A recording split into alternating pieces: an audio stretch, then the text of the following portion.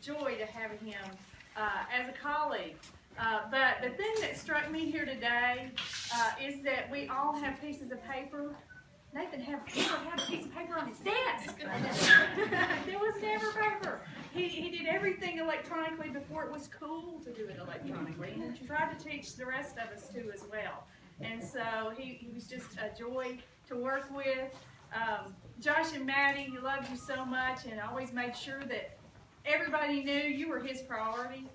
But we've laughed about how Nathan was so healthy and everything. And every year at Christmas, I make lots of cookies, and I always tell everybody, take cookies home. Nathan would always take 2 cookies, 1 for each child. I'd say, Nathan, please, take more cookies. No, that's all he needs. 1 cookie. And that's all he would ever take, just 1 cookie each. And so it was such a joy knowing him. And I have some notes from other people who couldn't be here today. Dr. Frank McKenzie was Nathan's boss and dean, and he admired Nathan so much. He and his wife had a trip planned to Hawaii, and so they couldn't be here. But I'd like to read for you some comments that he asked me to say about Nathan. He says, Nathan was a great teacher and innovator. He was at the forefront of technology and developed the needed courses. He says that Nathan and I were different in neatness, but we both liked to tilt the windmills like Don Quixote. He was nice, friendly, pleasant, intelligent, and a friend. And I think we all, even though Nathan was our colleague, he was definitely our friend too. And then Nancy Boyd, who was department chair, Nathan also worked with her. She says she had to be at her grandson's birthday party, first birthday party today. She says, the thing I remember most about Nathan are his smile, his passion for whatever he was doing, and that was so true, and his clean desk. She says, when I was department chair and would periodically go up to the 3rd floor to visit the faculty head offices there, Nathan would be sitting at his desk, looking as if he had nothing in the world to do. And there was not a single piece of paper on his desk. She says, since I was the queen of paper with papers, books, and folders everywhere, I always admired that trait in him.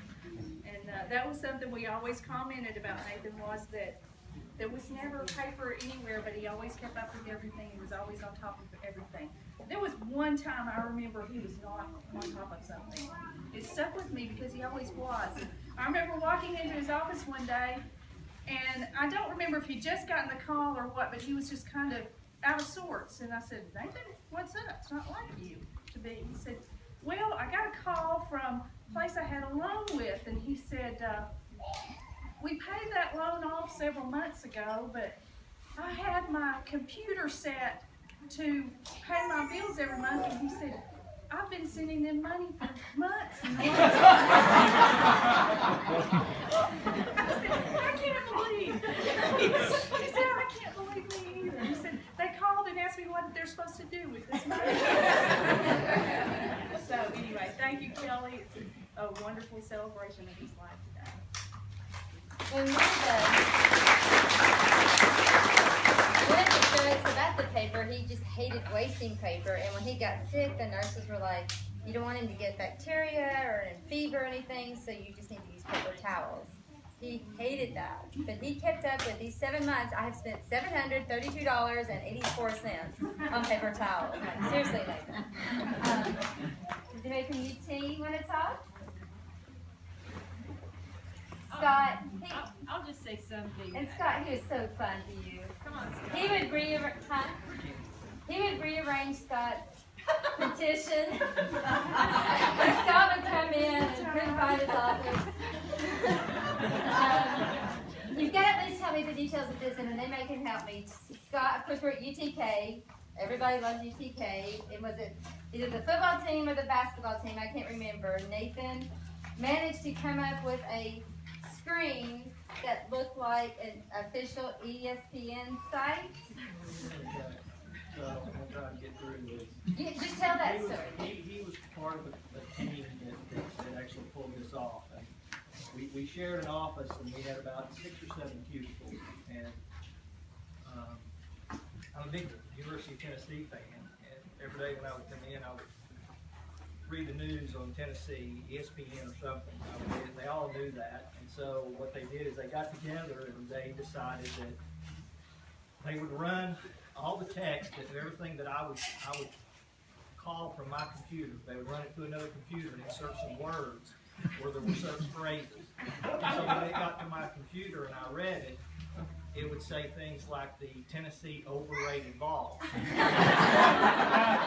that was to me, and so one day I came in and I was reading a story. I didn't notice at the time that it was awfully quiet in the office, and I was reading. And there was a story, something about Tennessee football, and it said, the Tennessee overrated balls. And I think I hit my desk with my fist. I was irritated, and I said, okay. I said, I just kept reading. Of course, it was still quiet. Nobody said a word, and I kept reading. And I came to a line, and I said, okay, that's it. It said, Philip Fatty Fulmer. That's it. So I said, one of the guys was across my cubicle wall, directly across from me. His name's Paul McNamara. And I said, Paul, I said, I'm going to have to send a letter to ESPN.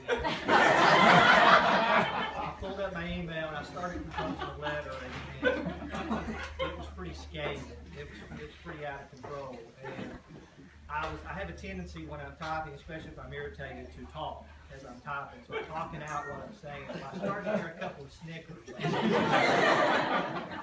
And I said, it finally hit me. I said, wait, nobody in the right mind can say Philip Fatty.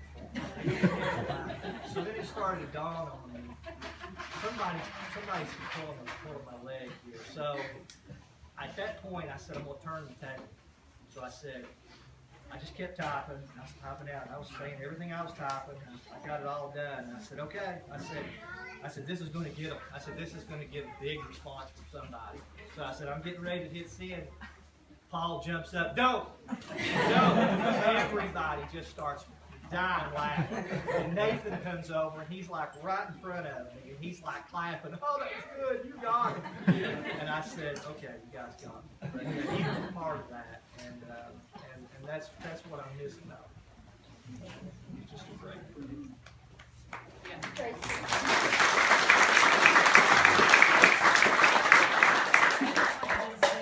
I work in the same group as Scott. I'm not a techie at all. I'm a business person. I remember Nathan, before you guys moved to California, I'm not even sure when, but early 2000s, asking if the boss was around because he wanted a letter. And this guy was just never satisfied. He was always hungry to learn and to try new things. And I can't even remember what it was about, but then he ended up going to Cleveland State and teaching. And it's like, what is this? You know, this guy was on this track, and now he's doing this thing. And then he went to UCSD and in the corporate world. So, Josh and Maddie, I hope you have that hunger for learning new things and knowledge and not being afraid to try things.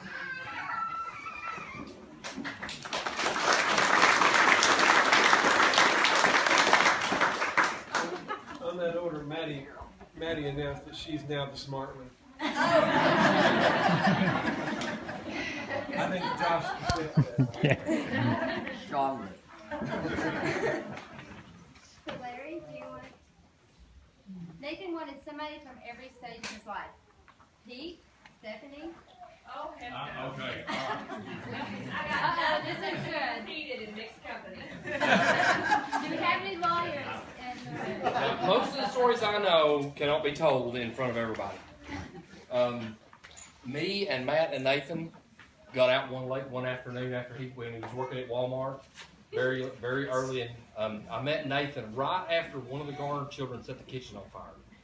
And I don't really remember which one it was, but they set the kitchen on fire. But we had gotten out and was four-wheeling in the middle of the night in my little Toyota truck. And we got stuck, and it was probably, I don't know, 1:30, 2 o'clock in the morning. And we had to walk back from Al Holler, which, and for y'all that ain't rednecks, that's way over yonder, and walking all the way back up the interstate. And when we got there, we about 10 foot before the off-ramp, a state trooper truck, a car, picked me and Matt and Nathan up, put us in the back of the car, and rode us about 100 yards and let us back out. Nowhere near anything. So we walked over to the hotel, and we called Larry in the middle of the night and said, Larry, look, we're stuck in the mud. We're in the middle of nowhere. We're at the hotel. And Larry said, will they let you sleep in the lobby? And we said, so anyway, so he come and got us in the middle of the night and come and got us to his back. But that is about the best G-rated story I can tell about Nathan. I remember Nathan spraying WD-40 on his brake pads because they squeaked on his car, and that didn't work out very well. He didn't need brakes anyway. He didn't need brakes anyway, exactly. Just so much. I can remember the Garner house being, you didn't even knock.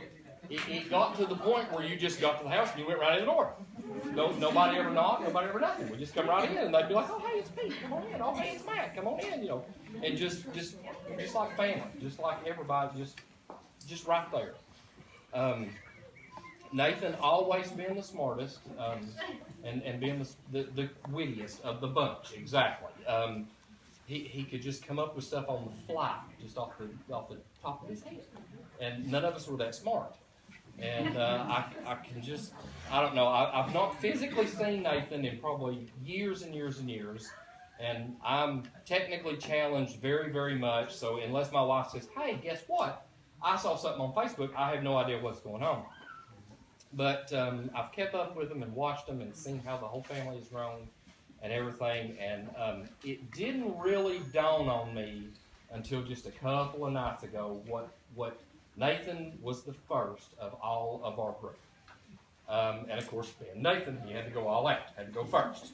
So I feel kind of bad. But I really, really wish that I had kept in touch more and had been around Nathan more later on in life.